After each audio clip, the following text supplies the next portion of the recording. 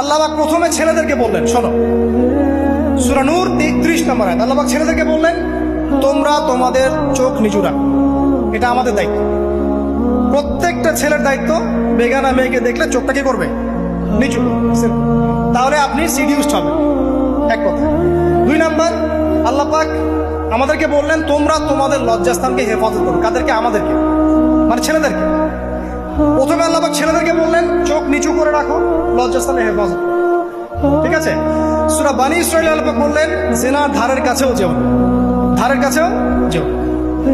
আল্লাহ পাক আরো বললেন, যদি কেউ জিনা করে ফেলে, সূরা নূরে, তাহলে তাকে 100টা বেত্রাঘাত করতে হবে। কয়টা? 100টা, এবং 1 বছরের জন্য তাকে বহিষ্কার করতে হবে। আল্লাহ পাক শাস্তিও দিলেন, শুধু তাত্ত্বিক বিধান দেন নাই, শাস্তিও দিয়েছেন। কারণ শুধু তাত্ত্বিক বিধান দিয়ে হবে? আমি যদি ওয়াজ করে বেড়াই, ভাই মদ খায় না, মদ খায় না, কোনো শাস্তি না অ্যাপ্লাই করি, তাহলে কি মদ ছাড়বে মানুষ? আমরা যদি বলি হত্যা করা মহাপাপ, মহাপাপ, দুর্নীতি করা মহাপাপ, মানুষ দুর্নীতি ছাড়বে? ছাড়বে না, যতক্ষণ না শাস্তি নিশ্চিত করা যাচ্ছে। আল্লাহ পাক তাত্ত্বিক কথা শুধু বললেন না, শাস্তিও নিশ্চিত করলেন। তারপর আল্লাহ পাক আরো বললেন, যদি বিবাহিত কোনো ব্যক্তি ব্যভিচার করে, তাহলে তাকে রজম করতে হবে, মাটিতে পুঁতে তাকে পাথর নিক্ষেপ করে হত্যা করে। ঠিক আছে? শাস্তি। এরপরে দেখেন আল্লাহ পাক মেয়েদেরকে বলছেন, মেয়েদেরকে বলছেন, তোমরা মূলত ঘরে থাকো, যদি বাইরের পরিবেশ তোমাদের অনুকূলে না থাকে, তোমরা ঘরে অবস্থান করো। ওয়াকরনা ফি বুয়ুতিকুন্না ওয়ালা তাবাররুজনা তাবাররুজাল জাহিলিয়াতিল উলা। তোমরা মূলত ঘরে থাকো। জাহিলি যুগে মেয়েরা যেভাবে নিজেদেরকে প্রদর্শন করে বেড়াতো, এই কাজটা তোমরা করো না।